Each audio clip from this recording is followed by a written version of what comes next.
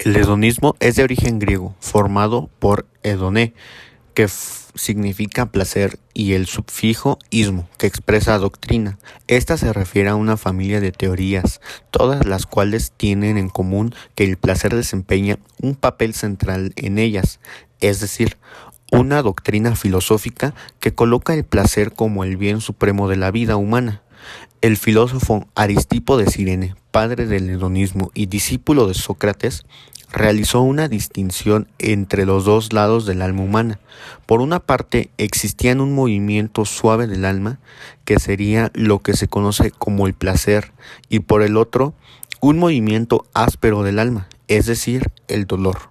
En virtud de ello, concluyó que el placer tiene el objetivo de disminuir el dolor, siendo el único camino para conquistar la felicidad. Para el filósofo Cirene, el placer del cuerpo es el sentido de la vida. Con respecto a la doctrina filosófica hedonismo, existen dos escuelas clásicas, que en ocasiones son confundidas y sin embargo existen diferencias entre ellas. Por una parte está la escuela de Cirenaica, del siglo IV al III a.C., fundada por el padre del hedonismo Aristipo de Cirene, con origen en los grupos de los cirenaicos. La misma defendían que el placer era un bien superior y promovía las gratificaciones corporales por encima de las mentales. Por el otro lado está Epicúreos, formulada por los epicúreos o hedonistas racionales, seguidores del filósofo Epicuro de Samos.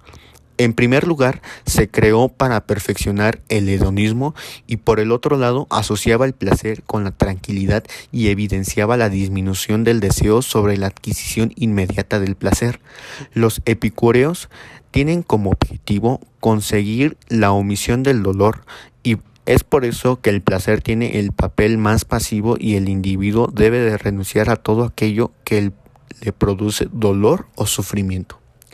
Existen tres tipos de hedonismo: el psicológico, el cristiano y el que en este caso nos interesa, que es el ético. El hedonismo normativo o ético es la tesis de la que las consecuencias de aumentar el placer y disminuir el dolor determinan lo que debemos hacer o qué acción es correcta. Sin embargo, a veces se define en un sentido más amplio en términos de valor intrínseco, en cuyo caso incluye el hedonismo axiológico, que en este caso no hablaremos de él. Es diferente del hedonismo psicológico, ya que prescribe nuestro comportamiento en lugar de describirlo.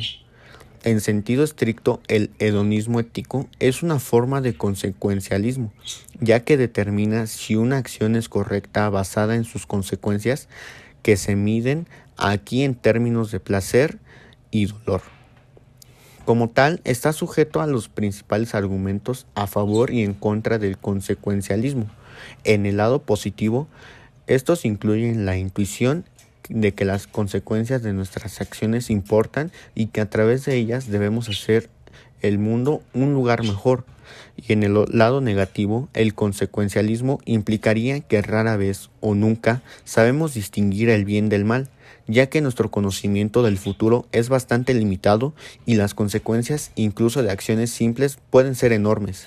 Como forma de hedonismo, tiene cierto atractivo intuitivo inicial, ya que el placer y el dolor parecen ser relevantes para cómo debemos actuar.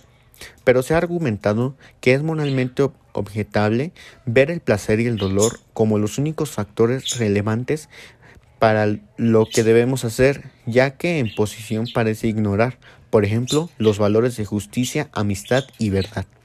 El hedonismo ético suele preocuparse tanto por el placer como por el dolor. Se dice que el hedonismo ético fue iniciado por Aristipo de Cirene, que sostenía la idea de que el placer es el bien supremo.